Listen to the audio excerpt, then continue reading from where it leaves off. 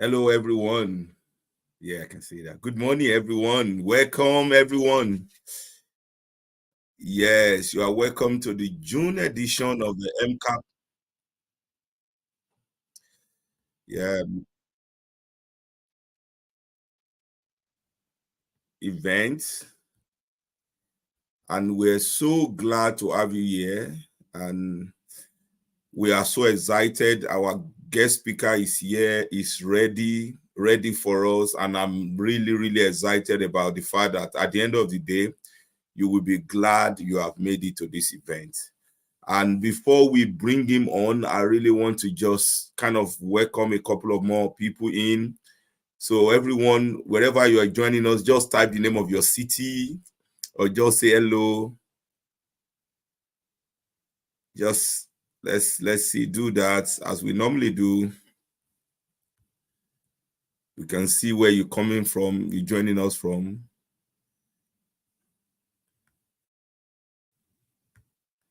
Yeah, thank you. Thank you. Thank you. Yes, thank you. Please, wherever you join, just type the name of your city. Thank you. Yeah, you're welcome, Deyo. Thank you, Pa. Can see Sheyi joining from Brandon. Yeah, thank you. Hello, here today. Thank you, everyone. Let's keep it coming. Let's keep it coming. You have a couple of more minutes. Let's welcome more people on board, and then we'll bring our speaker in. Thank you from Coventry, UK, Femi York. Thank you for joining us. Yeah, Sheyi Omo, I see you. Thank you, everyone. And while we are doing this, I want to actually encourage you guys to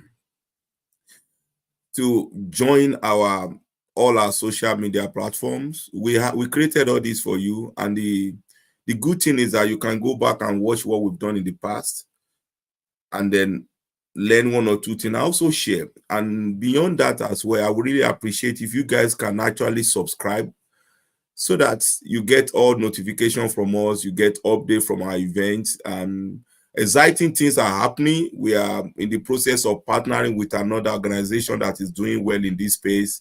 So we might be doing some intermediate projects, programs as well in VET that is different from our bi-monthly MCAP symposium. So please subscribe, join us on Instagram, join us on YouTube, join us on Facebook. We have a group on LinkedIn, and we have also a link, a space on LinkedIn as well that's different from the group. Join us and share the good news to everybody. And I pray as you do that, God will bless you. And I really am pleading that you should do this.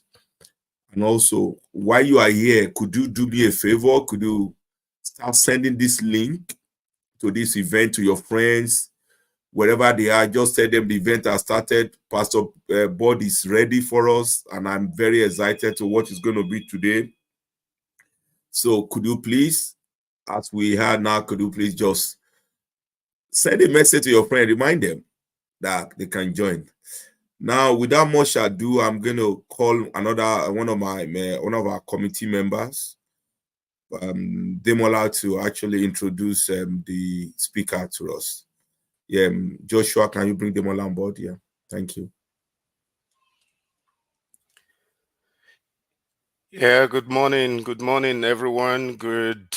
Good afternoon, good evening, wherever you're joining us from. I am excited this morning because we're up for a powerful and a wonderful meeting with Pastor Bod, and it's a great honor from my end to be the one introducing and bringing him up stage at this moment. And I'm just going to give you a little bit of what we know about Pastor Bod.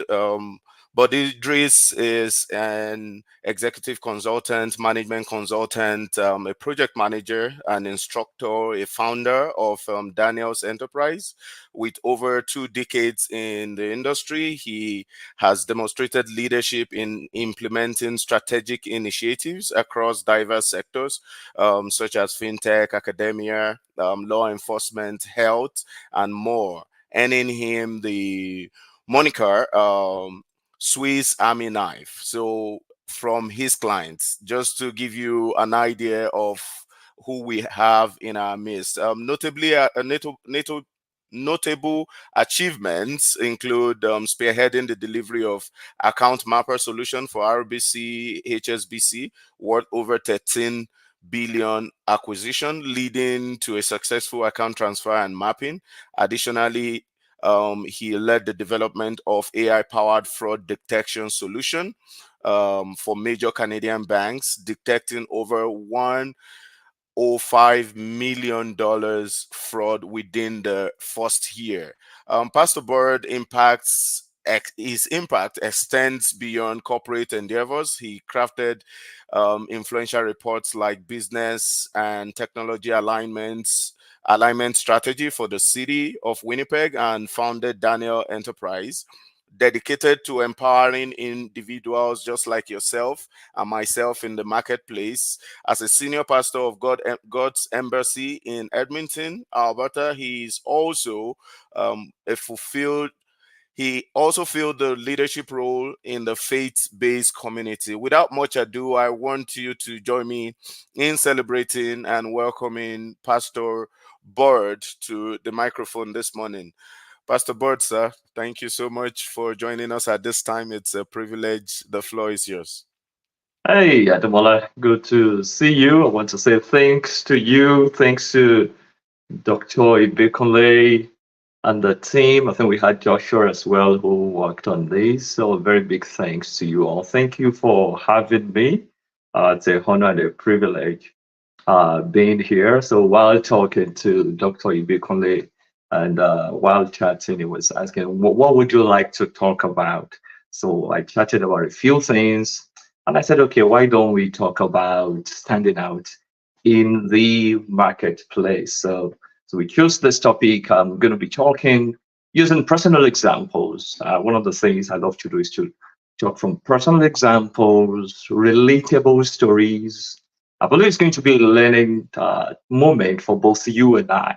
So it's going to be a learning moment for the two of us. Or when I say the two of us, now both myself and the audience. And I hope you can grasp one or two things here today. All right, let's start with it. Thrive, standing out in the marketplace. I have a few quotes here for you all.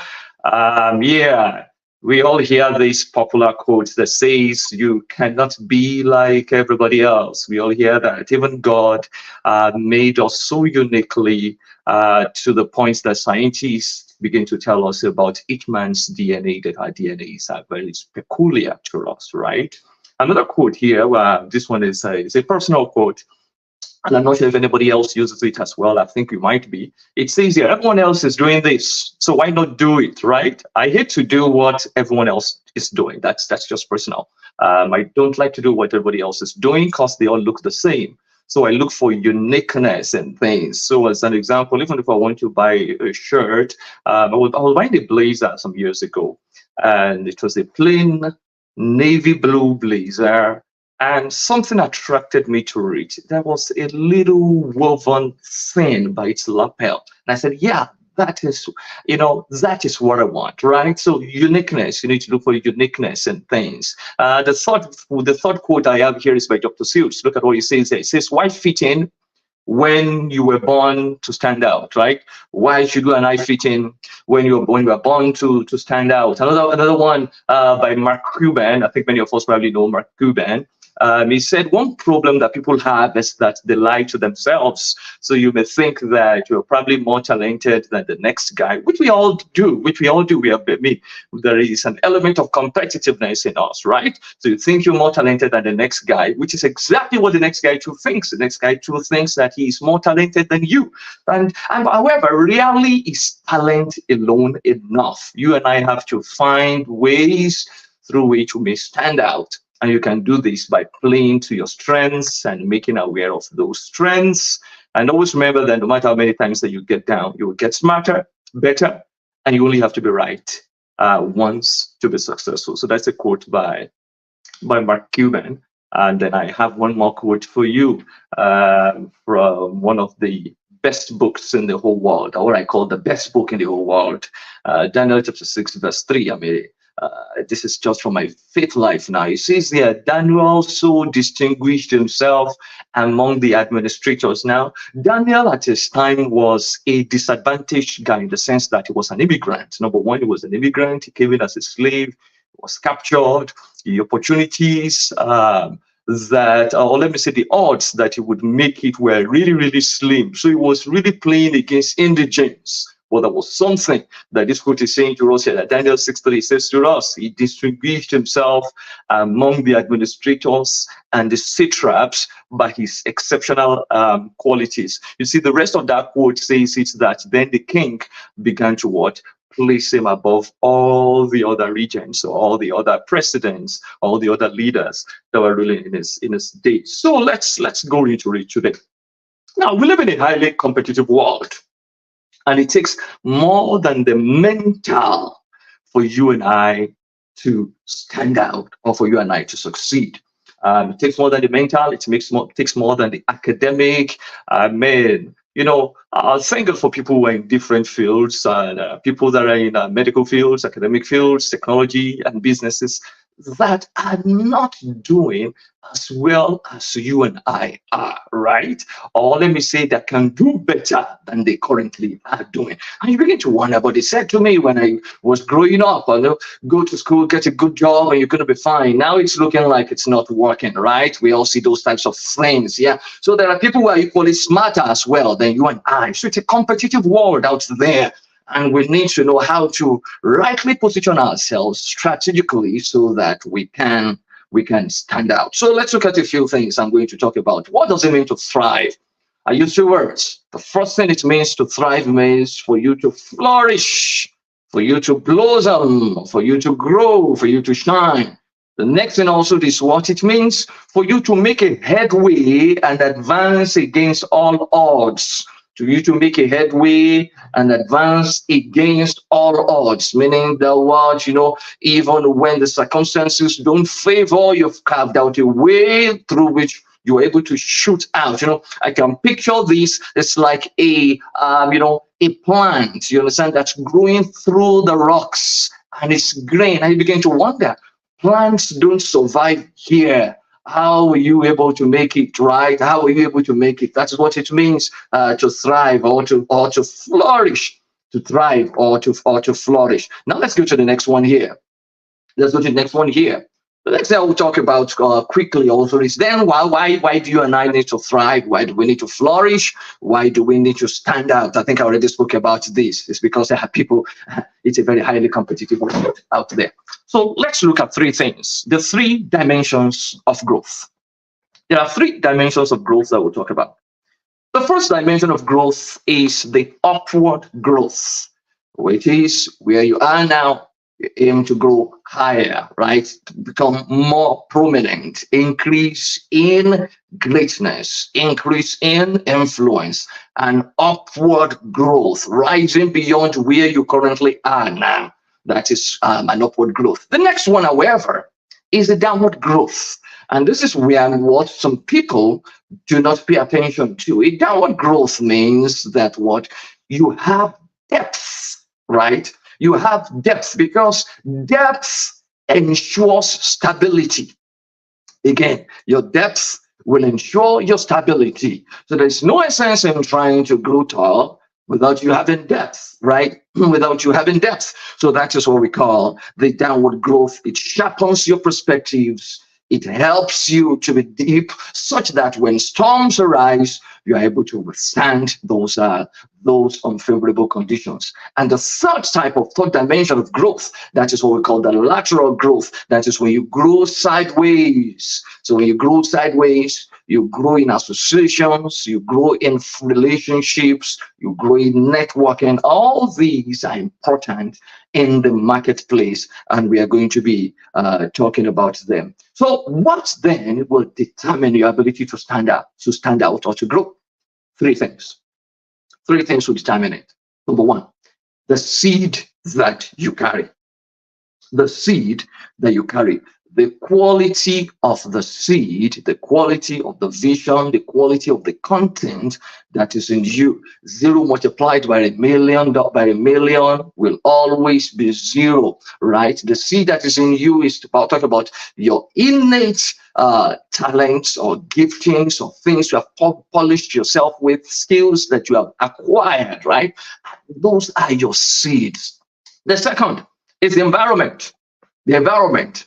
Now, there are environments that will make the seed to thrive, and there are environments that will kill the seed. That's the truth. Or that wouldn't cause the seed to thrive. And there's this parable about a man who was a sower and was going out on a particular day, and his job was just sowing seeds, was just sowing the seeds randomly. Some fell by the wayside, right? Some fell on the rock, and then there was a particular category of the seed, about 25% of the seeds that fell on the good ground and then began to shoot. And you begin to find out that this is where environment really matters, because where the seed is right and the environment is right, flourishing and thriving wouldn't be difficult at all. When the atmospheric condition is right and everything is right, what happens? You can grow, right?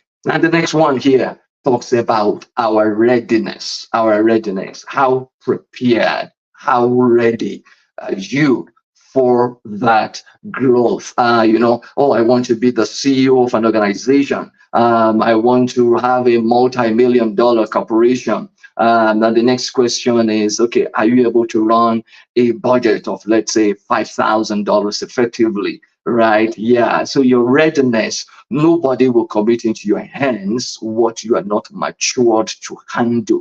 They are not doing you a favor by putting that into your hands. Actually, it may end up destroying you. So it's like you putting a weapon in an untrained soldier's arm. What happens? The gun can get just discharged accidentally. So if the person doesn't wound you, the person is going to wound himself or herself or the other people surrounding them. So that talks about our readiness. Now let's go into the elements that are prepared for us today about what you and I can do to stand out. The first key that we'll talk about here is your competency. When we talk about competency, we're talking about your capacity and showing yourself capable, able to deliver, right? There's a difference between competency and knowledge. Now, knowledge in its purest form means that you've acquired this thing, you've been trained in this thing, but it's different from delivery. The application of knowledge is what shows your competency. The application of knowledge is what shows your competency. I'm in tech. I'm in tech, and we hire a lot of people from time to time. And what many managers complain about is the employee turnover, the inability to retain employees because of one reason. They put some wonderful certifications that they earned genuinely. They got them, but when they got to the workplace to perform performances, you cannot match what is on their resume to what they are delivering. Are you getting it? You cannot match what is on their resume to what they are delivering. So there's a difference in I know it mentally and I'm doing it. There is power in what I call doing, right? So that difference that I'm talking about between competency and knowledge is what is application. It's application. It's how we apply things. So you must be able to demonstrate competency, and competency comes through many things. Number one, you can become competent by volunteering your time. You can become competent by using imaginations, trainings. There are a lot of training resources right now, right? I've been doing Google search, go on YouTube, go on Coursera, go on LinkedIn. If you pay for some subscriptions on LinkedIn, you can actually build your competence. But the city of Edmonton, where I live, they have something called open data. open data. So my team, I was part of a team that started this many years ago. So they had what is called open data, right? Where folks within the city can actually go get onto this, onto this, let me call it a platform or a data bank. They have an access to some data from the city, and they can begin to use it to build applications or build different things. You can use those things even for marketing. As an example, I want to know, what types of businesses exist, or what is the demography of people within the certain area that I want to reach, right? So grow your competencies. You have a lot of information that you can play around with, and I tell you, volunteering is probably one of the most powerful way to demonstrate competency. I have folks that, like, in Daniel's Enterprise, let me probably share that story. One of the reasons why we established Daniel's Enterprise, an organization that we run within our church, is to mentor, train, and build competence in people. So by my curious self, one of the things I will do is when I give people tasks, I ask them, I want you to deliver it to me this particular way. You understand? I want it delivered. I want a report written for me in this particular way, because you're building your competences. I have people that delivered on our former mobile app, and I said, that is the way I want you to deliver this. Write for me all the specs, build it out. Now, he didn't know I was training him. I knew I was training him, right? Yeah. So it's very important that you find a place where you can volunteer, so that you can build your competency. Let's look at the next one here. The next thing you must do to stand out. Understand timing and positioning. We must understand timing and positioning. There is a story. There are a few stories I will quickly talk about. The story of Google. I have this young man, they were university students, and there was a problem that they had, right, about accessing information. They found out that a lot of students, like themselves, had to comb through a library of resources in order to do research or prepare their research papers. And that was how Google started. They created just this little search engine with which to research information. And that was how it started. Understand timing and positioning. And we're going to get into that aspect of the positioning. There's a story I put here. I call it the story of Mr. Zach. You are not disadvantaged. Who is Mr. Zach? Mr. Zach is a story some of us are probably familiar with. He lived many years ago during Bible times. And what happened to him was, on the particular road where the leader was going to pass through, he found out, number one, Zach was a very short man. There was a crowd. There was, there's every possibility that leader would not notice him.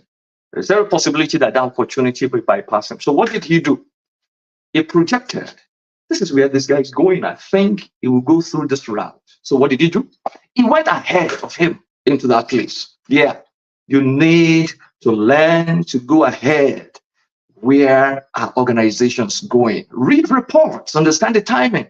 What is the market saying? Will my skills be relevant in the next 5-10 years? How can I position myself to be relevant within the next 5-10 years? Oh, yes, I know you're well read, you're well studied, fantastic, wonderful. But however, things have changed in our world, right? Due to technology advancements or different things. Medical doctors are using AIs and different forms of technologies to do different things. But you chose to say, you know what? I've always done it this way, and that's the way that I will always be. Yeah, we won't complain. What will just happen is what opportunities will just move past you. So you must understand timing and positioning. So position yourself ahead of events before things get to that place. Position yourself there in your workplace. Anticipate changes. You must anticipate changes. Anticipate changes. What is likely to change? Many people, if you ask an average employee in North America, what are you afraid of in your business, or why are they working where they are working? Do you know why they are working where they are working? It's simply because they are afraid they could be fired, right? They're afraid. How are they going to get their bills paid? But however, when you understand positioning and timing, You understand? You begin to find what I call relevance, which is going to be my next point. But I'm going to talk about relevance soon. I will talk about relevance soon. When you understand timing and position, a few things that determines your disposition to information. Yeah, let me talk about this. Your disposition to information will make the difference about how you react or how you handle timing and positioning. So, some folks, I have mentors in my life who will not necessarily say to me, do this. I also say to people, it's your discretion to choose whether what somebody is saying to you is an instruction, is an advice, or just a comment. It's your discretion. It's your discretion. So I can regard what you are telling me. So if I'm sitting with let's say, with a financial advisor, and the financial advisor says to me, this other things that happen in the market, we think this is, and substantiated with data, and said we think you should lock up your funds in this right now. And I said, well, you know what? I don't believe in that. You know what I'm going to do? I'm going to go gamble. Yeah, I'm just going to go to the casino and put my money in that. Now, the guy, my financial advisor, did not necessarily say, I'm instructing you. It's left to me to say that is an instruction. So that is wisdom and discretion. So don't jump with information. There are things, news that will pass along, information that will fly across. Things are passing through you right now. You are getting information right now. How do you handle such information? Right? While you are hesitating, some people have moved. I love people who take actions with information, right? While you are hesitating, while you are thinking, while you are considering, while you are dragging your steps, guess what they have done? They have moved. They have moved. So understand timing, understand positioning. And when we understand timing and positioning, this helps us to find relevance. Yeah. This helps us to find relevance. You wonder, the guy that we quoted, Daniel, in Daniel chapter 6, verse 3, that says that he soon distinguished himself. I remember Daniel was relevant throughout about the rulership of about 3 kingdoms. You understand? He reigned, he used about 3 or 4 kings. 3 or 4 kings. Daniel, or let me put it this way. Daniel was relevant throughout the reign of 3 or 4 kings. That tells you about somebody that knew what he was doing, somebody that understood timing, that understood positioning, and as a result, he was relevant. Now, when we're talking about relevance is the way you position yourself at an advantage for the future. Relevance means you are connected to the matter at hand, and you have the applicable skills and relevant knowledge for the marketplace, for where you are right now. 2014, I think it was 2011. 2011, I was handling a project. And we had to hire some consultants to join us on the project. And when these guys gave us their quotation, when we signed the statement of work for it, each of them, I believe at that time, was charging $400 hourly. Now, note that $400 hourly. And wow, what did these guys know? Why are we paying them that much? Yeah, you are paying them that much because they've positioned themselves. That is what it is, right? They've positioned themselves. They have the applicable skills and knowledge for the marketplace. When we talk about relevance, we're talking about the alignment of your actions and timing. I'm acting in time, right? I'm acting in time. I'm doing what I ought to do at the right time. For you to find relevance, you need to do an assessment of where you and I are. So do a current state assessment. Where am I? Where am I? What are my current limitations? What are my current shortcomings? What are my current strengths? One of the tests that I would say you can do to yourself is, I would say you can take what is called the Clifton's strength. Clifton's, CLIFTONS, Clifton's strength. It's an analysis, one of the psychometric analysis, but I find this really, really useful because it helps to talk about ways you can position yourself, discovering yourself and aligning it to your business or your career. That's what Clifton Strength does for you. So you may want to take that test. I think probably for a few dollars online. You may want to pay for that and check that. It really helps. I mean, for parents that have kids in university, before they get to university, I would recommend get them to do this. Get them to do this. It is very, very important. Okay, relevance. The next one, relevance. Relevance also is what? Know where you want to be. Know where you want to be.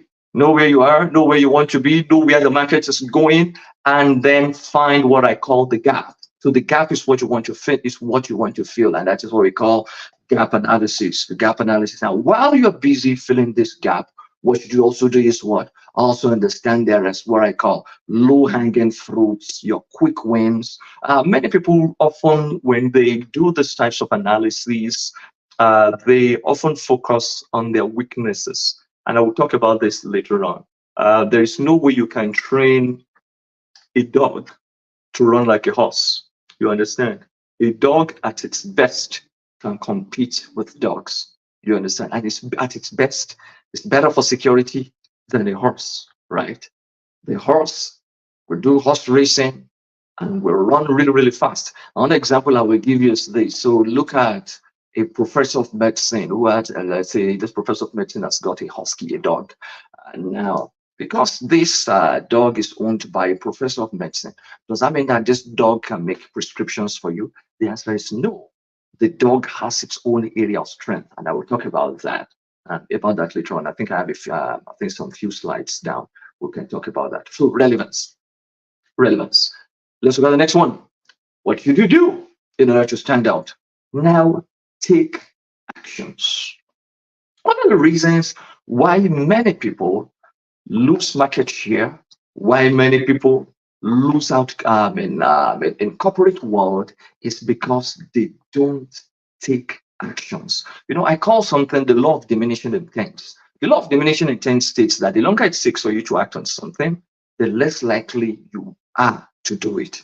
It's less likely that you will act on it. Be a person of actions. Learn to figure things out and move fast. Remember what I said earlier? While you are hesitating, other people have jumped. You understand? And you have to now catch up. Be a person of actions. Motivation reduces over time. Now, as you are hearing some things from me, some of you are probably getting motivated right now. I'm going to do this. I'm going to do that. Then by the time you finish this, and then tomorrow, maybe you're still pumped up a little bit. Then after about a week of taking no action, the less likely you are that you will ever take actions. Take actions. Take actions in your workplaces. Take actions in your businesses. You know, mastery reduces mystery.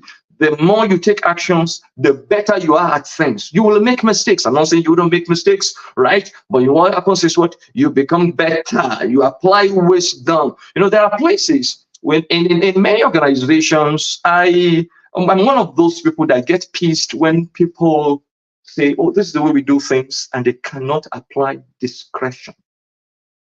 With my wife and I, we were flying from the UK, and during our flight, I was watching Gifted Hands, the movie about Ben Carson.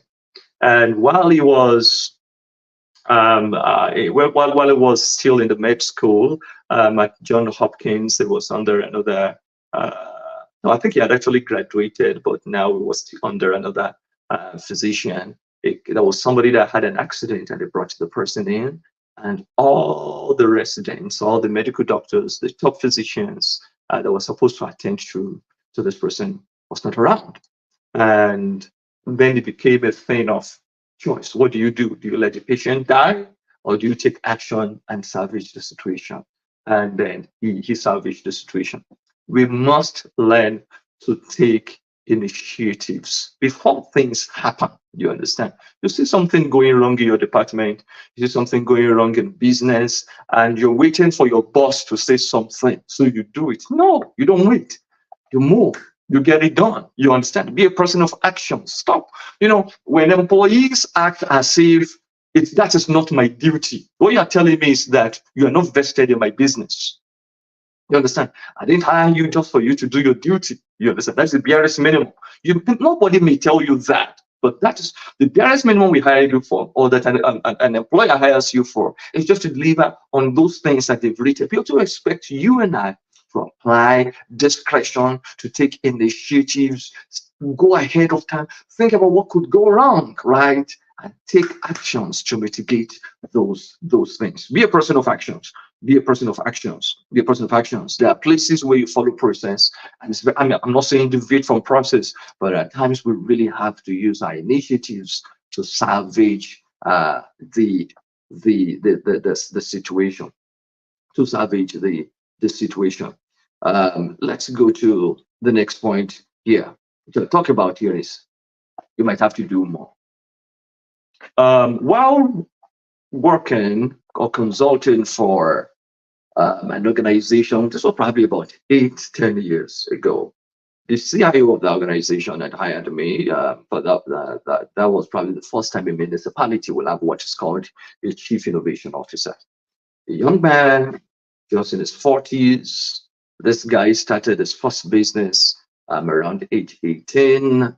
And then he had sold one of his companies, one of his businesses in IT security to another major corporation in North America. I mean, smart.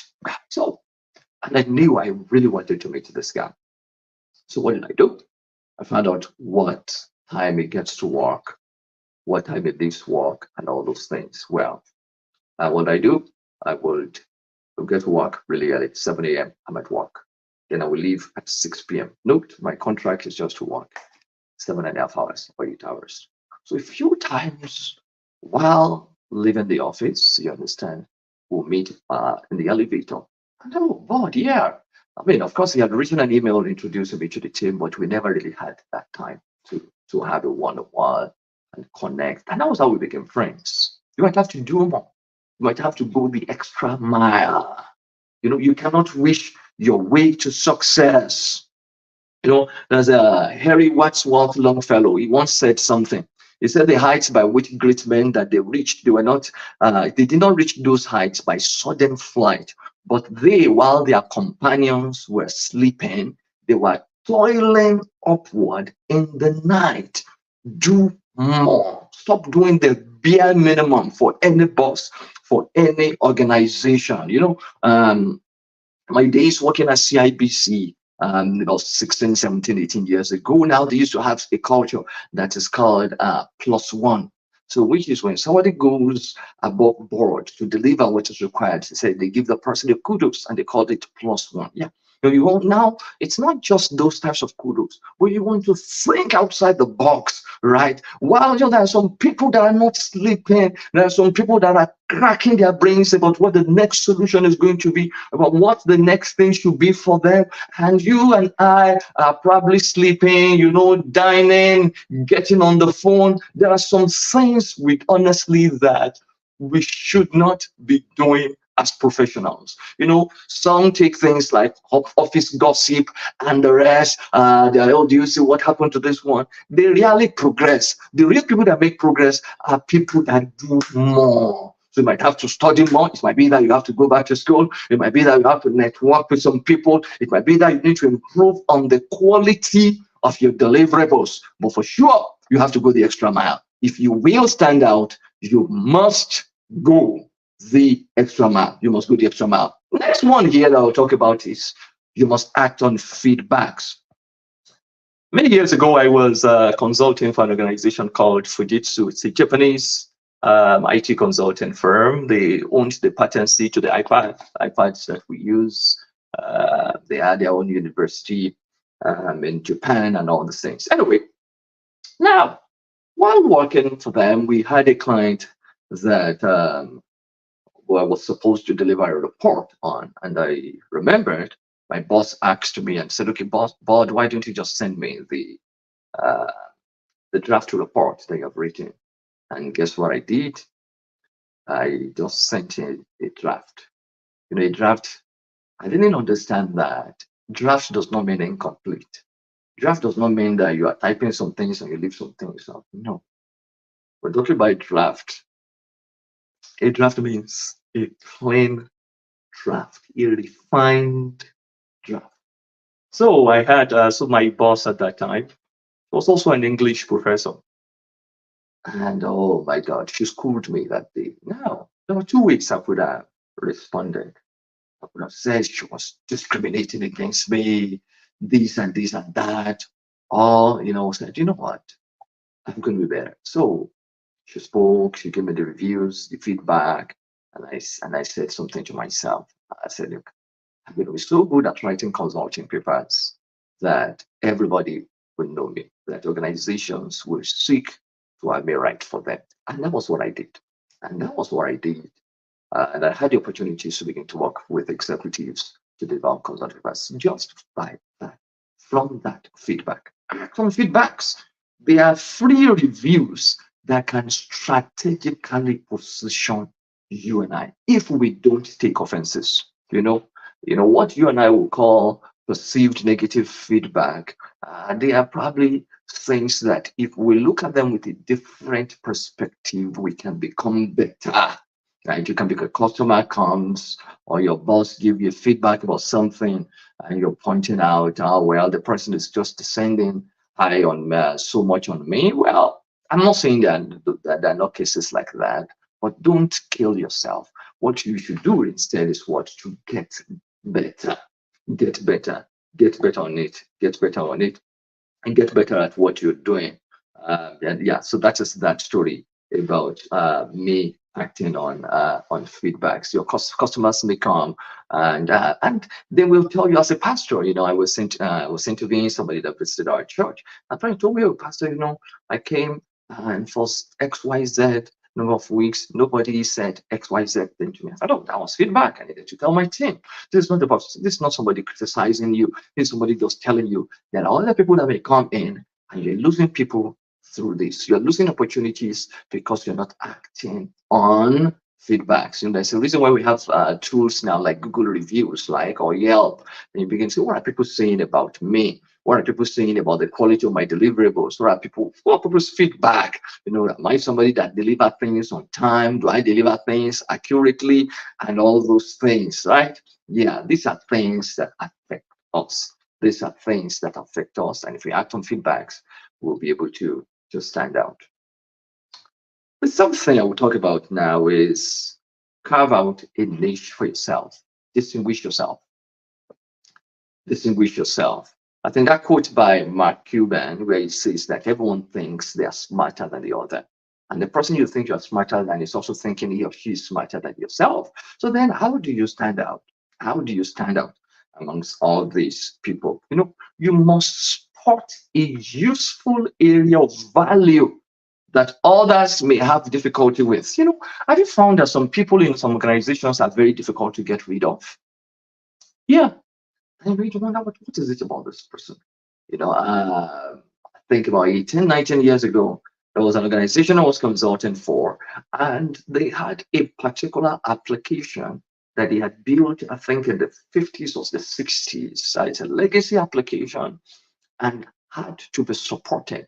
It was only 2 people in that global organization that could handle the application. Only 2. How about a niche for yourself? Find your strengths and build on it. A lot of people have, the days we all hear the story about the unicorn, right? There are a lot of opinions about the unicorn. Some were looking at it from the side and they said, I think I see a horse with a horn on its head. It looks like a horse. Others said, no, it looks like a rhino.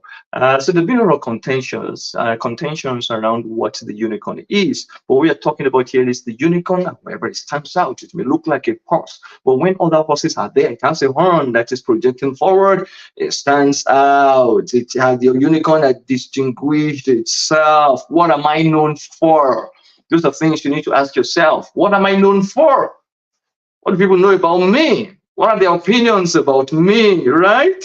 It could also be a gift that is innate to you, right? Maybe you're a critical thinker, right? When I go to meetings, I don't usually talk. When we go to meetings, that's the truth. I don't usually talk. I'm not a talker in meetings. I'm a reflective person by nature. So many times when I walk, if I have something to do, I will probably take a 5-minute break to take a walk, to think, come back to deliver, then take another walk. That's the way I work. Now, I'm a reflective thinker, and that helps me. So find out yourself. Who are you? Maybe you're a networker. Maybe you're an outgoing person, right? And how can you make this to work for yourself? How can you distinguish yourself? And this, find out what you are good at. That's the thing. There are things you are naturally good at. Again, that goes back to what we spoke about, the analogy of the horse and the analogy of the dog. There are things you are naturally good at. When you mention names like Tiger Woods, right? You begin to think golf, yeah, right? When you talk about Jordan, okay, you're talking basketball. For the longest time, when I came to Canada, I never, we have vacuum cleaner. So the family I stayed with, they would just say, go and bring the Hoover. They call it Hoover.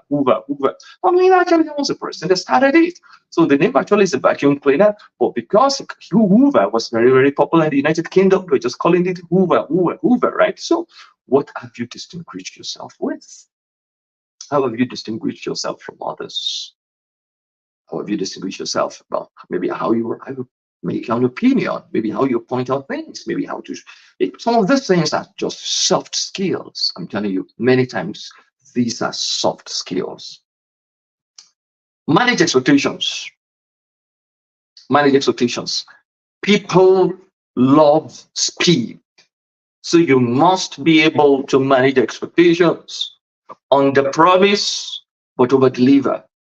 People, again, they love speed. They say, we need you to get this thing done right now. Okay, when do you need it by? That's the next question I will pose to them. We need it by next week. Okay, well, okay, I think we can negotiate a time. I think it will be ready by maybe next week, Wednesday, but I will shoot forward maybe the next 2-3 days. Under promise, but what should you do? Over deliver. During your planning, write things down. Write down critical dates. That's the reason why some people are not able to manage expectations.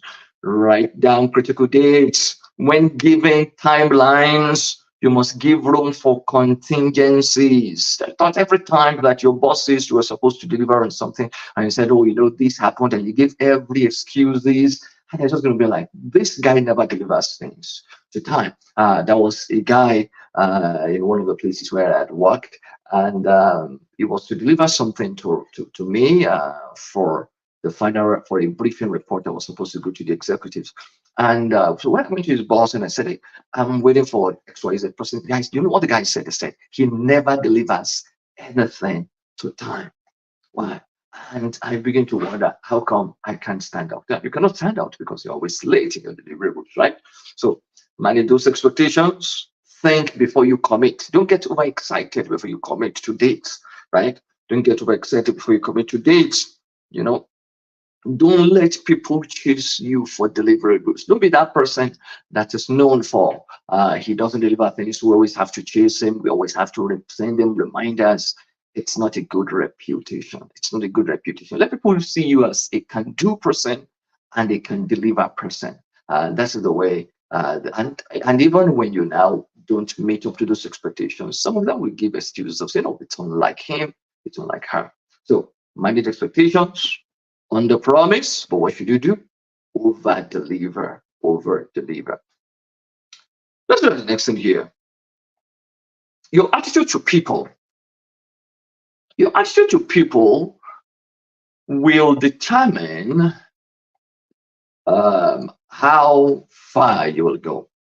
The greatest assets are people, both within the corporate world and outside the corporate world. I will share a few stories that one of my friends shared with me. A very somebody that's known in many parts of North America. So he came to speak at a conference for us in the church, and he shared this particular story that he was in another city and was going to the site. And while driving on the highway, there was this guy driving in a truck that overtook him, and the guy just gave him a middle finger. And when the guy gave him the middle finger, went past him, said, my friend eventually got back to his office. So when he got to the office, his first time in the office, remember it's a new city, he had some noise outside, and then somebody came in And they said, oh, the person was looking for the boss, needed some approvals. Guess who this vice person was? This was the same guy that gave my friend the middle finger. Yeah, this actually happened in Canada. This actually happened in Canada. People are your greatest assets, and you must treat them with honor. See, people don't forget the way you make them feel. I've seen people who want to hire, and they will just call and say, we see that this person is skillful, this person is knowledgeable. Well, what do you think about this person? I had XYZ thing about the person. A friend called me about 8-10 years ago. He was going to hire somebody in his organization, he was going to hire a manager. And the next thing he told me, he said, Bod, you've been here. Do you know this guy? Do you know this guy? Said, yes, said, cool. What can you say about him? And I told him, well, this is what I think. He said, well, what I learned about him is, although he's smart, but he's harsh. The way he relates to people. The way he relates to people. Another story I have a lot of stories about how people shoot themselves in the leg in the workplace. Another one, we had just was working on a business transformation project. This one also was many years ago. And we hired a guy with a doctorate, smart resume, smart guy, spoke very well. So interviewed him, we hired him, and something happened. After he got to the organization, after he joined us on the project, I wasn't there, but I was told what he did. So what he did was, my team, we were all meeting with the CIO, and then we had the senior level directors, everybody there. And this guy came in. He did not greet his direct bosses. Guess who he went to straight? He went straight to the CIO and was trying to make friends with him. That's awkward. You understand? We go past people every day, not knowing who they are and what they carry. Do you understand? Honor people genuinely, regardless of their outward appearance. Again, honor people genuinely, regardless of the way that they appear. Another mentor of mine, somebody I respect very much, he narrated a story. If I tell him the story now, I probably may not remember it because this was many years ago when I was living in Ontario that he shared it. And he said this: never take the shine away from your boss. When you're doing well in your organization and everybody's praising you, you have to be humble about it. And also, so he will said in those days, he will make reference to his boss. Yes, I was able to do that thing because my boss made room. My boss, I want to give all the credit to my boss and to my team. Your attitude to people matter a lot. Another example I can probably give you is we had delivered on a major project for a client, and we used their local team for this. And this individual, when we delivered on it, and I sent the news, hey everybody, this is live now, congratulations. I think rather than the client replying to the team and saying that, wow, team want to say thank you for the effort, what this person did, just went all the way. Now replied, instead of replying to me, replied to the senior executives. They took all the credit, neglecting all the people under him. And nobody wanted to work with that person again. Those attitudes really matter. How you make people feel. So honor people genuinely, regardless of their outward appearance. You meet people on the streets, they may not drive expensive vehicles. The first time that I met a guy in this land who had a private jet, and he came, one of our members was his friend, and he just said, oh, Pastor, why did you meet this person? An older man was driving an old Jaguar, came with his wife. Then we went for breakfast. I never knew that was who he was, right? Another one, we had another opportunity. Somebody came and stopped by the office and said, oh, Pastor, I want you to meet this person. And then the person came into and when I told him my office now, no, sorry, I'm not talking about my religious office, but my office. So myself and my business partner said, okay, let's go meet this person. When this person came into the office, simply dressed, turtleneck, and then But he said he just wants to meet with us. He wants to talk about some business initiatives and what he wanted to do. And we said, what do you want? Guess what he said? He mentioned that. He said, well, I bought an airport for a year ago. I spent about $10-20 million, and I just don't want the money to lie down there. Yeah, the way you treat people. Wherever you may look at him, he doesn't dress like the way you dress. He's not driving a Rolls Royce. He's not wearing a Rolex, right? So your attitude to people matters. And many times those types of people are just looking for who they can trust, who they can recommend for a position, and probably your attitude that will stand you out. I have one more point, and then we can take questions. And this one talks about broaden your horizon. You may need to pivot. You may also need to grow beyond where you are right now. Far before you get to the next level, you have to grow beyond to where you are right now. Be vast in knowledge. Be vast in information. I'm not a hockey fan. Well, I'm living in Canada. Let me say this way. I only hear about, oh yeah, in hockey we have Edmonton Oilers. Or don't ask me questions like, who are some of the what's happening in hockey in Edmonton. I can say, oh yeah, we won the last match. Those types of things, right? Don't be blindsided by what you do not know. That's what we're saying. Don't be blindsided. Don't just say, I only know about animal husbandry, and that is all I know. So when we are talking money, you can't talk about it. When you're talking business, we can't talk about it. All they want to tell us is about what? Animal husbandry. Have access to information and process it. Then be flexible, right? Be very, very flexible. Be multi-dimensional. I'm not saying that you should be the jack of all trades, but be flexible enough to function in some certain fields. You understand? At times we find ourselves, organizations look for people who are flexible. This may not be. So let me give you an example of this. There may be a gap in an organization, and they're just looking for somebody who can step in. But you don't turn down such offers because you say that is not my area. In fact, when that opportunity presents itself, I don't turn down opportunities like that.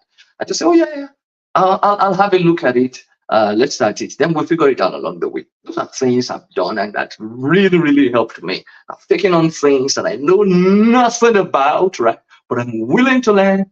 I'm willing to research, and that's the same thing that we want to be able to do. Be willing to learn, be willing to research, and be willing to grow beyond where you are right now, so you can broaden your horizon. That is all I have for us this morning, and I'll be willing to take questions.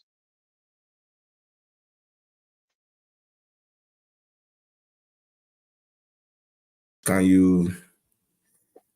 you so much.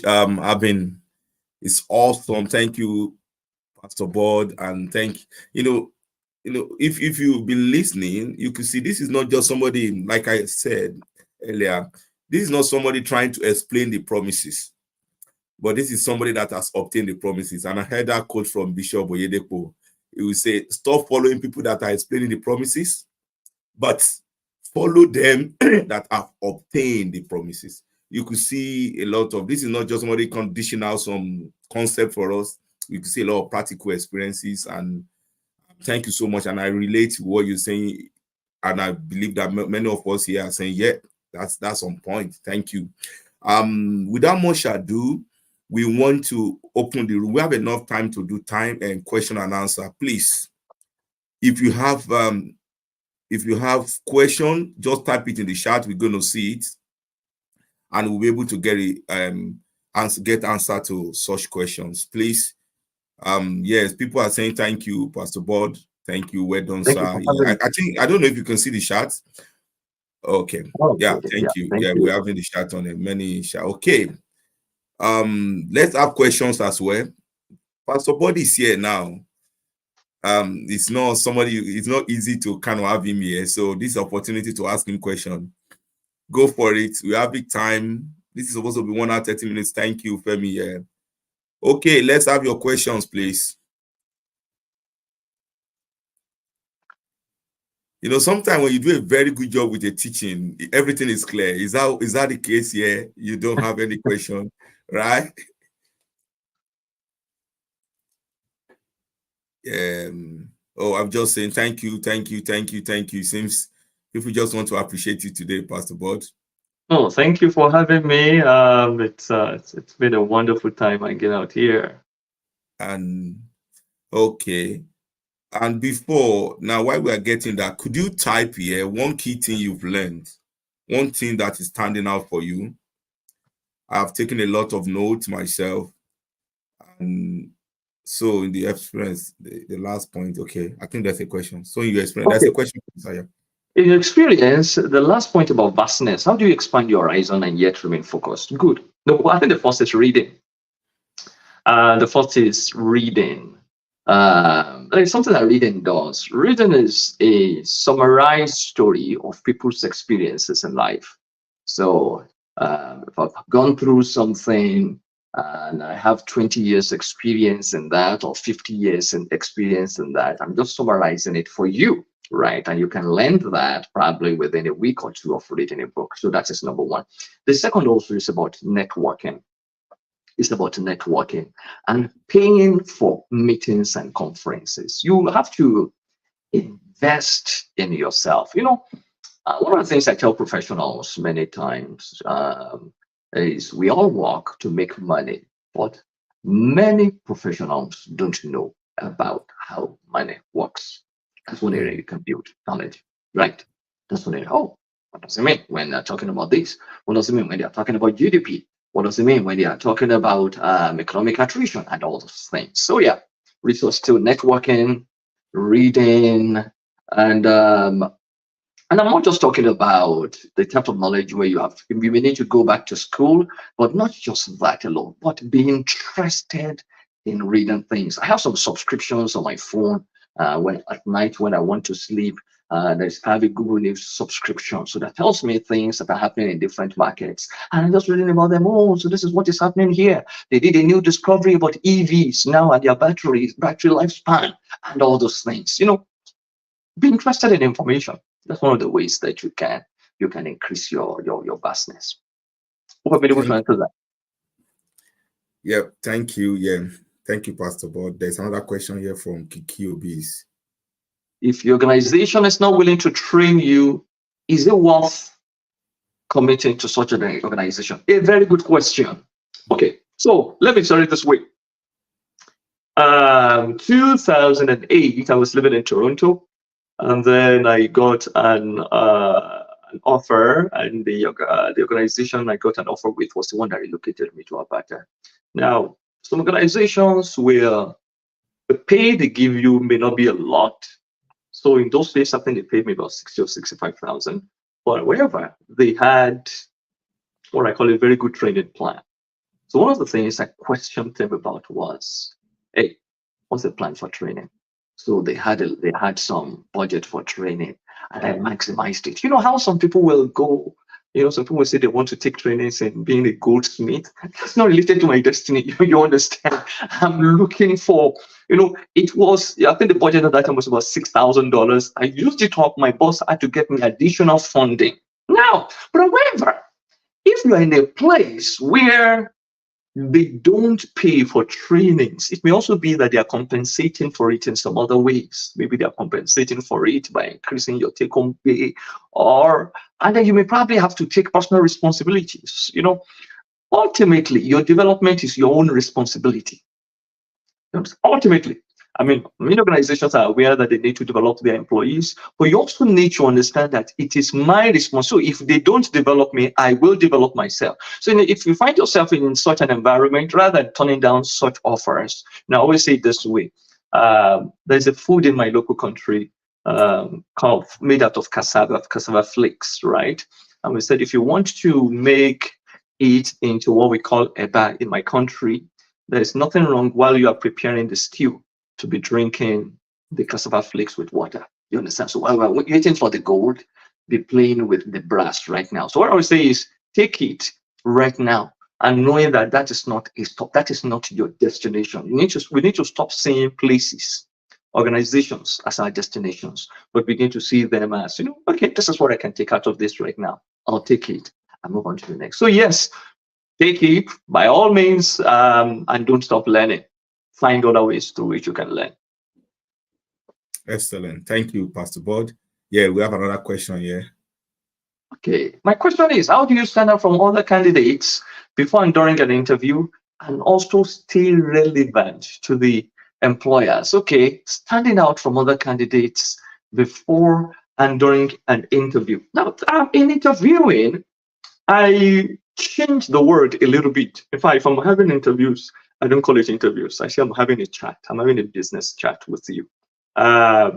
And there are two things I do better that I try to do. My wife's background is in HR. So even up until today, as at this morning, I said, hey, babe, Canary has what I want to do. You understand? Then even when I finish preaching on the Sunday, I'll ask for feedbacks. And all those things. The first three things matter in an interview. Number one, what you do before it, your appearance. When you're appearing for an interview, show up and look your best.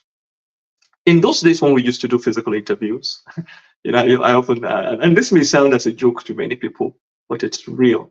I wear my best suit and my best. That when you're meeting me, you know that it's not hunger that drove me to your organization. Are you getting it? So I say, oh yeah, I want to work with that guy. You understand?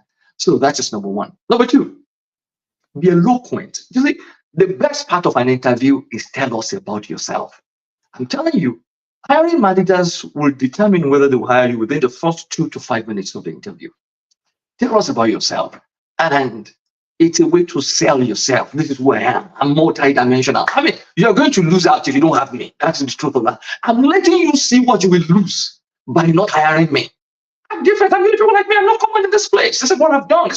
These are my stories. So I began to narrate stories about organizations, capabilities, what I've done, what I've saved. You understand? And then by the time we finish it, they don't go through the rest of the interview questions. Don't begin to smile and begin to nod and say, oh, okay. I think then there's a second part of the question, please, if you can display the question again. Yeah, it says. The same question. Yes. Okay. And the answer is here. And how do you also stay relevant to the employers? Okay. Everybody's looking for loyalty. Your boss, your employer is looking for loyalty from you. And you're also looking for loyalty from your organization. But everybody will do what is good for them. Can I say that? Can I be honest with you? Everybody will do what is good for them. What I'm looking for, people that want to stay with an organization for long, I also need to understand that organizations at times don't play fairly. You understand? There are telltale signs to know whether you will last in an organization or not. Look back. There's a story, if I can talk about the Bible, there's a story about one man. And the man said, I observed that your countenance has changed towards me. That was the man Jacob. And it's not amazing how Jacob worked in that place for 20 years and waited until his boss, you understand, began to give him attitude. Really? He never saw it the first time when that person changed his wage. You understand? You see, simple things that all of us are looking for in relationships, faithfulness, right? Sincerity, the same thing you demand. You see, I'd see an interview as a two-way thing. They're interviewing me to see if I'm the right fit for them, and I'm not too desperate to understand. I can also say to them, they are not right for me. That is the way I look at it. So, and you need to understand when you have outstayed your welcome. Don't wait till they say sorry. We got it. We live it. Like I've worked in a place before where I think one of the most terrible experiences I've had with people was in that place. So I was new, joined the place, joined the organization. I'll be walking in the corridor, would say hello, and the person would just look. I'm like, what's going on? I feel so bad. Anyway, eventually, I went to the US with a friend. By the time I came back, my boss called me to his office and said to me that him and another manager, they had a serious conflict, and that the CIO had to intervene in it. Anyway, long story short, but the CIO came to my rescue because I had delivered a report. Remember when I was talking about consulting papers? and developed a report for the CIO. And she said this was the report that they struggled with for 2 years. So I developed the report. So she was like, no, this guy is good and all those things. Anyway, eventually, everybody knew that that department was going to be a problem. It was the architectural department of the organization. And then the CIO, after a few months, just decided to fire that boss. And she moved everybody in that department to report to me. Now, listen to this is where the story gets interesting. A few weeks after that happened, I was doing a reference for one of my former colleagues, and then the organization just said if I wanted to consult for that. So okay, I'll take a look. Anyway, I got that offer, and I gave my boss my tendered my resignation. And the next time my boss said, "This Bod, I can't take this. Push it back. Go think about it." So after 5 days, I went back to him. I told him I've thought about it. Then he went to the CIO.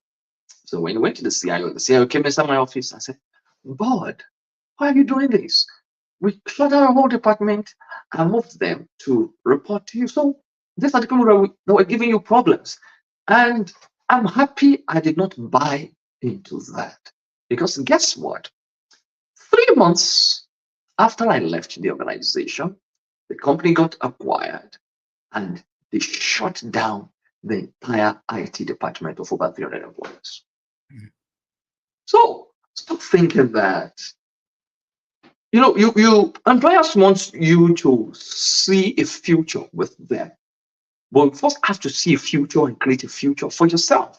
Because what you're doing is you're subjecting your vision to how far the organization can go. So what happens when the organization fails? Your trust is not in the organization. You need to chart your own path. So if this is no longer a good fit for me, at times I want to attend interviews. I'm not attending interviews because they're chasing me from where I am. At times I just want to know what is happening in the market.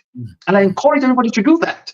I want to know what is happening in the market. It's not until I start having an ill feeling, a terrible feeling about somebody and somebody offends me. I just want to know what's happening in the market. I think up until this year, a few months ago, so people were, I said, I'll attend what is it about? I just want to know what's happening.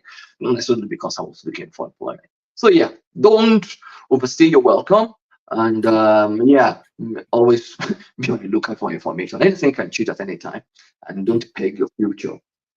It will be good if you can continue with an organization, but don't subject yourself to their success. That's why some people, when they get so disappointed if an organization downsizes, that's why you see that they get into, it's very traumatizing for some people. They get depressed, everything happens to them because they are not prepared for disappointment. Excellent one, Pastor Bod. Thank you so much. And I think that this particular answer is speaking to somebody, a lot of us, and myself as well. Thank you. Can we go for the next question from Sheyi?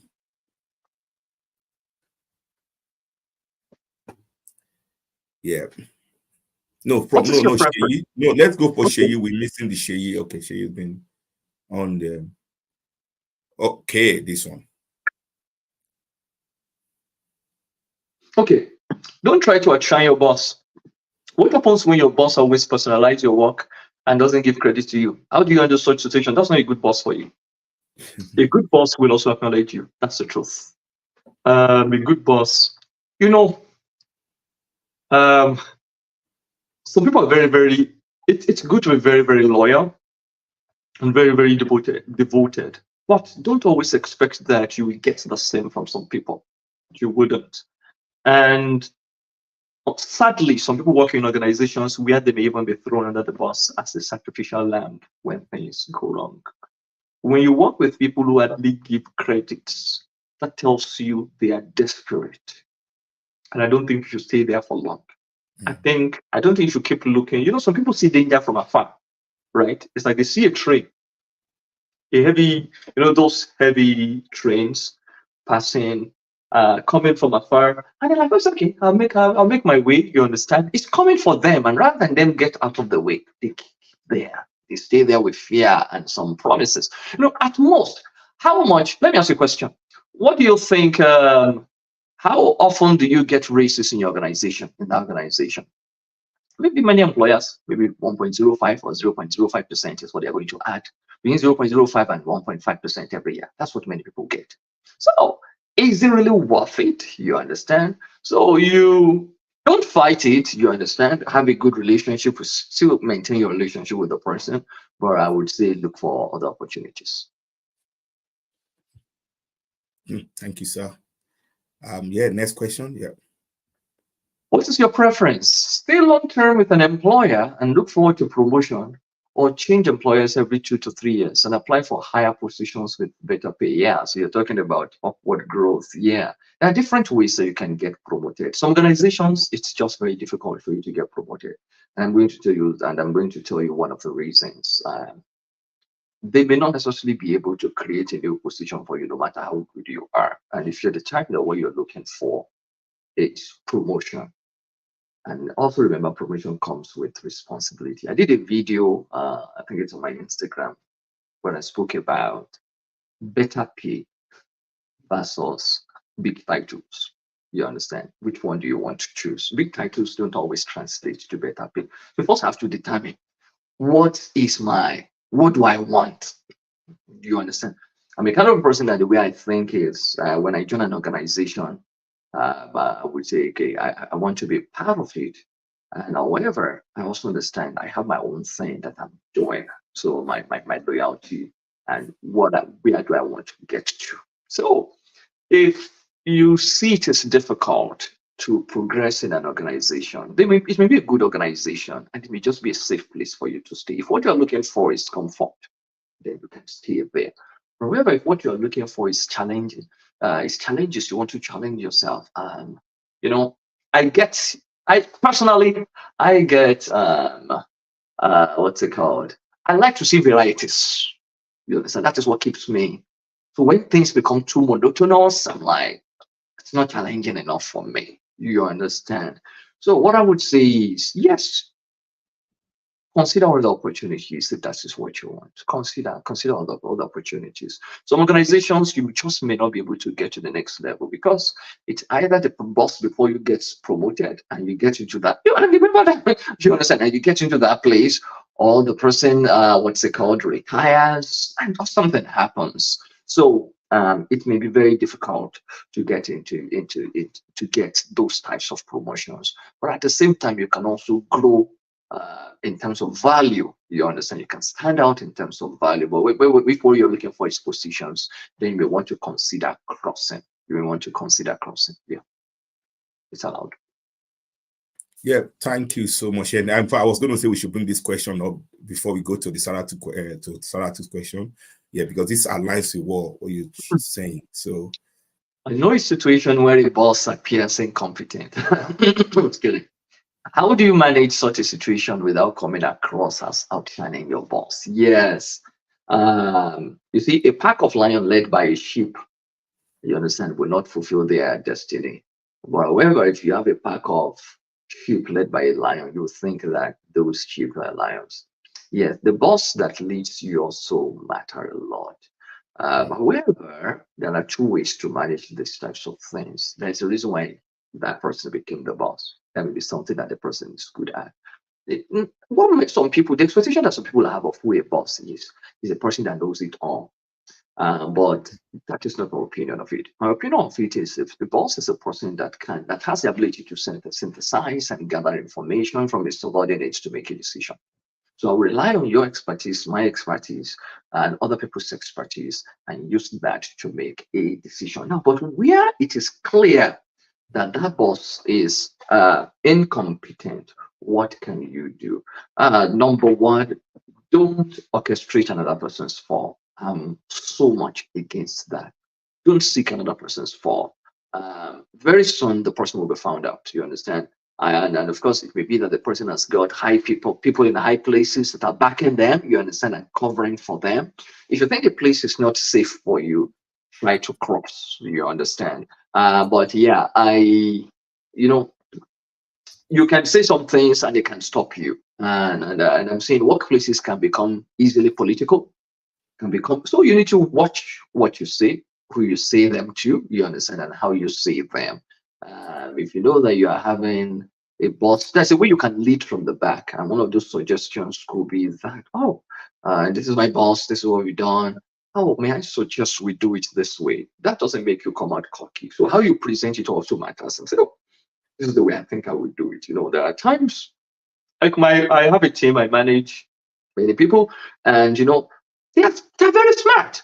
Some of them are smarter than I am. You understand? And when it gets to things we need to do, and it's okay, what will you do? I ask them questions. You understand? And tell me, girls, that's what they're going to do. And they say, why is that decision the best? That's decision analysis. Just want to find out. You understand? So it may be that. It may be that. But to give them a slight tackle, I'm telling you, you wouldn't feel safe for yourself when you eventually get promoted, because you always think somebody else also might be orchestrating my fall. So I've met a friend I have a friend, a very close friend, who resigned because he feels his boss was not competent. And he felt it was going to, it can get to that point. Look around you. That's what I'm just saying. Look out elsewhere. Rather than getting frustrated or being buried, just pray about it, faith Christian, then look out, consider your options and look at other places. Yeah, thank you, Pastor Bod. We're getting to the end of the program very soon. I will have 2 more questions, and then that is from Sarah too. Can we have that? Yes, this one. Okay.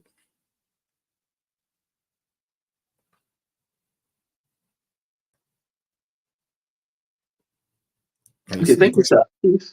How can you be versatile, knowledge-wise, but still remain 100% focused and up to date? Okay, I get what this person is talking about, is so that you are not distracted. If you can please help me leave that question on the screen, that would be good. Okay, so how can you be versatile knowledge-wise, that is, you've increased and still remain 100% focused and up to date in your particular field? Okay. I think what I'll first ask you is, how well does information affect you, or what is the impact of information on you? So I'll give you a few examples. I have people who are experts and who studied some things to the apex. I had a guy, he's late now, was a scientist, and all of a sudden, when I was reading all the things that he's done, there was a time. Then he later went to get an MBA. That's what we call it. Congratulations on that, by the way. And then he began working at the Toronto Stock Exchange. I'm like, I get it. He got so much information. The truth of the matter is, we need to understand that information does something to us, and let information have a positive effect on you. Now, because I'm 100% focused on something does not mean there's something called tunnel vision and there's something called peripheral vision. So as I'm looking at this screen now, there is something in front of me directly, but I have other things here in my office, right, that I shouldn't lose sight of in case there are things are falling, I need to save and all those things. The same thing with information. Information or knowledge may help refine what you have. And it may also point out to you that the field you are focused on may be wrong. And this is where some people have challenges. This is what I have studied all my life. How can people hear than me, that I'm encouraging all of them to do this? Now I'm now doing that. Let me say this to you. All of that people will not pay your bills. At the end of the day, you want to be happy, you want to live a fulfilled life. I think map out your goals, you understand? And then begin to say, when Dr. Carson, as an example, Ben Carson, later went into politics, right? I hope you know that he ran during the last, during the election between, just after Barack Obama's tenure, right? He ran during the primaries for the Republican before Donald Trump became the flag bearer for the Republican. Yeah, that was somebody with a medical background. I mean, how did he get into politics? You get what I mean. So what I would say is, be flexible enough with information such that if you have to pivot, you don't owe anybody that explanation.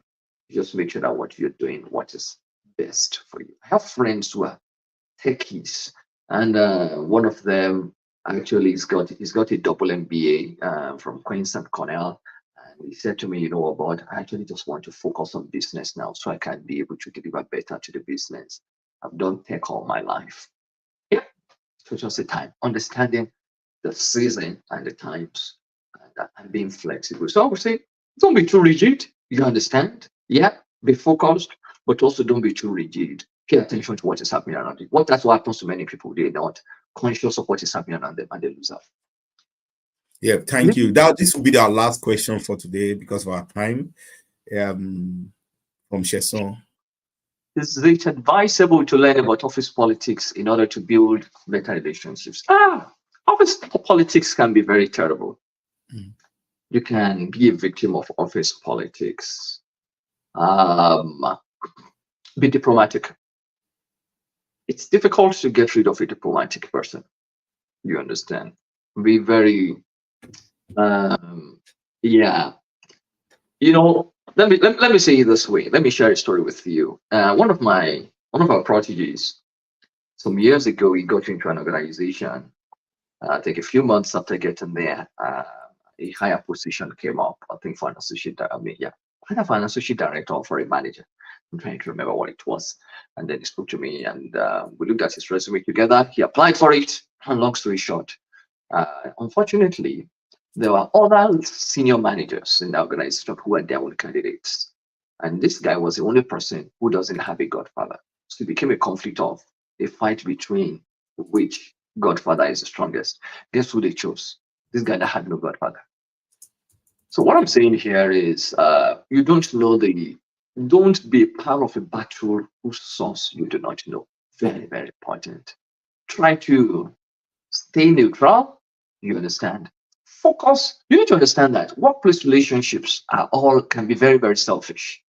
And people are there for their best interest. So the person whose party you are on today, if the person sees you are standing in his or her way, that's politics for you. Guess what? They'll crush you.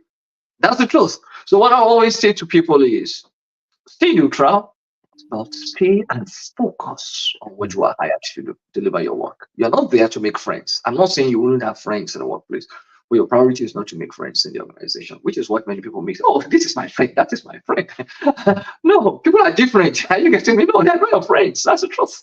That's the truth. And if I may share a story with you, I know we have just 3 minutes. Go ahead, sir. Okay, so this is the story. This is 2004 or 2005. Anyway, I was working in this particular organization, and I thought my boss liked me wonderfully. I mean, I thought my boss was a wonderful lady. Anyway, she went away on vacation, and the vice president of the organization at that time, there was a gap in the organization. They needed an auditor to meet with some compliance stuff. So I had an audit designation. So the guy looked at those inside, and they recommended me, and then brought my resume to him. I interviewed, and they said, okay, no, Bod, I need you to start on this right here. And I'm like, oh, but my boss is away. He said, don't worry, we'll handle her. Anyway, I resumed in my new role, and in my new role, my former boss now had some reporting stuff to do to me, needed to submit some things to me. And when I was reviewing the files that she had submitted, and I saw her personal assessment of me. Listen to this very well. This was what she wrote on my file. He does not even speak English. He's not an asset to this organization.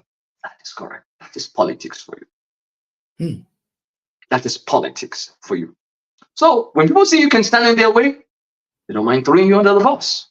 Just be there, do your work, be smart, be diligent, avoid office politics as much as you can. Yeah, thank you, Pastor. But there's a question here that I think I really want you to take it, because we have some folks here that are new, they just graduated, they're new in the workplace. Is there any kind of piece of advice for them, especially in the light of this question on the screen? Yeah. What can the new graduates practically do in the workplace in terms of going the extra mile? Number one, show up. Show up. Show up and show out. And when I mean show up is, there are a few people that stand out for me in meetings. And I know of people that when I'm starting my meetings, they are there before me. So anytime I don't see them, I'm like, oh, how come this person is not in the meeting today? Oh, do you understand me? I'm beginning to notice some things about it. It's simple things like that. It's simple things about how you communicate, right? You're already in the workplace now. So if the meeting is starting at 12:30, you are there at 12:25. If it's now that it's days of remote working for most people, if it's Teams meetings, they see XYZ person started the meeting. Oh, that's a reliable person. I can rely on this person. You're beginning to show how you are going the extra mile, right? Paying attention to details, delivering ahead of time. Remember some of the points we raised, right? Delivering ahead of time when things are due. Then don't do the bare minimum. That is something, an advice I would give to the new graduates. Don't do the bare minimum. People have the tendency to say, "This is my job, I've done it." It's good when you do your job, but it's better when you now go above board and begin to say, I see some other lapses in this that I've also covered. And people will take note of you for that. My senior vice president in one of the corporations that I'm working with, I said, "Oh, God, thank you for bringing this to our attention. It's not your responsibility, but you've identified it." Those are things we're talking about. Don't just do the bare minimum. Go the extra mile. Pay attention to environment. Thank you so much. And I just want every one of you to appreciate Pastor Bod for his time, for the insights. You could do that by your chats, maybe clap, thumb ups. Just please, let's do something. I know we are online. Thank you so much, Pastor Bod. On behalf of myself, my team, MCAP, we really appreciate your time. And thank you so much. We pray that God will continue to increase you on all sides. Man. And let me make a request. Hope when we call you again, you will come. Definitely, I'm here to serve, and it excites me seeing people around me progress. That's my biggest passion, is seeing people around me shine and progress. I'm always very happy and rooting for them. So yeah, anytime, please. Thank you. And by the way, the next speaker in August is Dr. Samuel Ekundayo. When I reached out to him, he's based in New Zealand. I said, "Oh, how is my friend?" And we were just talking. He didn't know. He said, "How's my friend in Edmonton?" I said, "Oh, for your information." He said, "Oh," he said, "Bod." I said, "Oh, he's speaking this month." Wow. Yes. So, and for everybody listening, our next speaker has already agreed. You can check him out, Dr. Samuel Ekundayo. He's a purpose preacher, and I'm so happy that he has agreed to be the next guest speaker at our next event in August. We have a date already. Just watch out for this. And please, while we wrap up this, please join us. Subscribe to our YouTube channel. Join us on LinkedIn, join us on Facebook, Instagram, and everything. We have all this in. Mayokun is doing a wonderful business in that area. Please do that so that you can stay abreast of everything we are doing. That's Mayokun. She's awesome. She's the brain behind all these things you're seeing. And I have Josh here, the technical guy, and so many other people working in the team. And we also want to tell you, if you really want to be part of MCAP, we have greater future ahead. Please, just let us know. Reach out to us. Mayokun will take you off for the next one. And thank you, everyone. And I want to say, have a lovely, enjoy the rest of your weekend. Again, please don't forget to subscribe. Don't forget to join us across board. Pastor Bod, do you have any other thing you want to say? No, thank you for having me. I just want to say thank you for enduring me the last 90 minutes. Thanks for the opportunity. And if anybody wants to connect with me, my information is out there. Excellent. Yeah. Thank you so much. Yeah, thank you, everyone. Thank you for everyone. I see people from UK, Nigeria, Canada, I think US. Thank you for joining us. And I want to appreciate our team, MCAP team, guys. You're doing well. I'm so proud of what you are doing. Thank you, everyone, and God bless you all. Like this event is recorded on our YouTube. You can watch it. You can watch the past one. Share with your friend. The last one, I had a lot of people sending message to me that, I shared this with my cousins, and the feedback has been so awesome. Go ahead and do that. God bless you all. Bye. Bye. Bye. Thank you, Pastor Bod. Thank you, everyone.